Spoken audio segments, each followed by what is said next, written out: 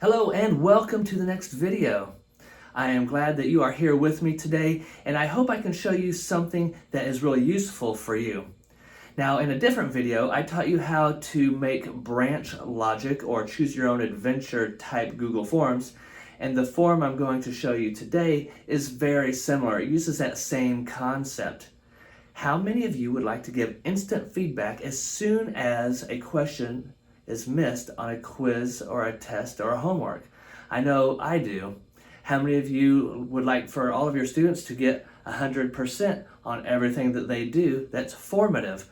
I know I would too. Well, the summative as well, but we're talking about formative in this video.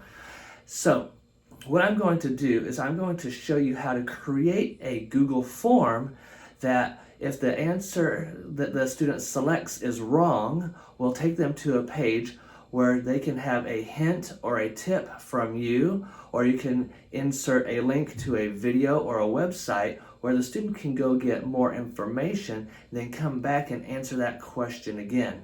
Then, once they get the question correct, they can move on to the next video. The next question. I don't know where my mind is right now.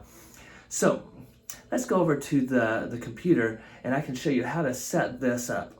Okay, here we are at the computer and I have the Google form already created, so I'm going to take you through the front side and then I'll show you the back end. So you're going to have your students input their names, choose their period, and these are all optional questions here, whatever you want your students to input so you can identify them. Now the first question that they come across for this example is the F in the FIT formula stands for what? And then they have to choose the correct answer. Now we all know that it stands for frequency, but let's pretend that the students choose figurative. So they click on figurative, click next, and from there it says good try. Don't forget, the Center for Disease Control and Prevention, CDC, says we should be active 7 times a week. Try another answer. You can also watch this video for more help.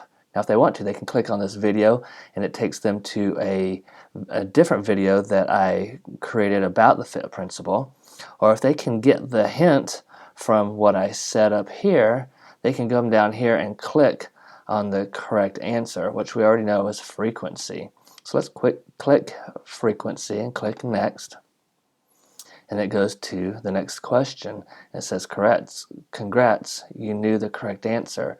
And then the next question is, the I in the FIT formula stands for, and if they choose, say, inclusion, and click next, they get that same type of thing up here.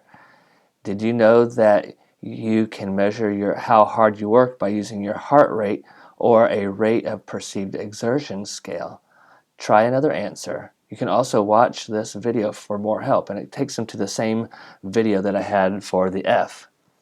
But we all know that the I stands for intensity, so let's click on intensity, click next, and this takes them to the very end of this short quiz because I just made it short so you could see how it works, and then they can submit.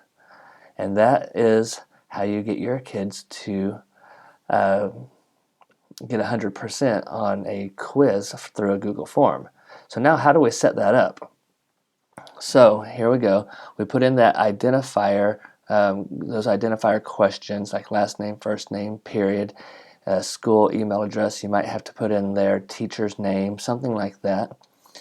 And then you're going to set up some sections because this is branch logic or choose your own adventure type of a format. The kids don't get to choose too much, but you as the teacher have to use that same logic in order to set this up. And so the way it works is like this. Section 1 is where they're going to identify themselves and have that first question.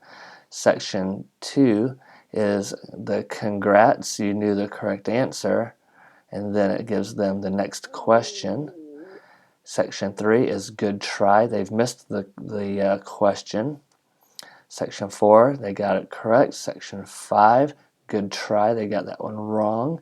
And that's the end of this short one. But you have to set up all your sections first before you can do what's called branch logic inside the questions. So let's look at this first question here. I'll click on it like I'm going to edit it. Down here, you have these three little dots. You click on that, and you're going to select Go to Section based on Answer. Now, since I had this set up as a quiz, I also had shuffle option order. You don't have to do that one. I just did that in case students were trying to communicate to other students the order of the answers. So you can choose that if you'd like, but the most important one is this go to section based on answer one, because then once you have your sections all set up, you can see that you can choose any of these sections to go to for the answer they choose. So you can see for the two wrong answers, foundation and figurative, I have them going to section 3. But for frequency, the correct answer, I have them going to section 2. And then from there, it just once they answer the question, it takes them to the section that it's supposed to take them to either let them review and get that hint from you, or take them to the next question because they got the question correct. So that is how you set it up on the back end. This next question's just the same way. Good try, good try. If they choose the wrong ones, go to section 4. Congrats. That's the correct answer, and it will take them to the very end right here where they submit a form. So I hope this helps you set up a differentiated 100% quiz and helps you learn how to give feedback through Google Forms and do that feedback instantly. Now I really hope that you were able to follow along with that video and you are able to make a quiz using Google Forms that your students have to get 100% on in order to submit it. I think it's great because it puts that hint or that review sheet or that review video right in front of them if they miss the question, and it makes them go discover exactly what it is you're wanting them to learn.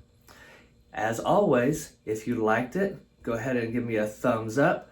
You can also ask questions in the comments below, and if you thought it was valuable, go ahead and share it with some friends who would be able to use it in their classes. Thanks a lot, and see you in the next video.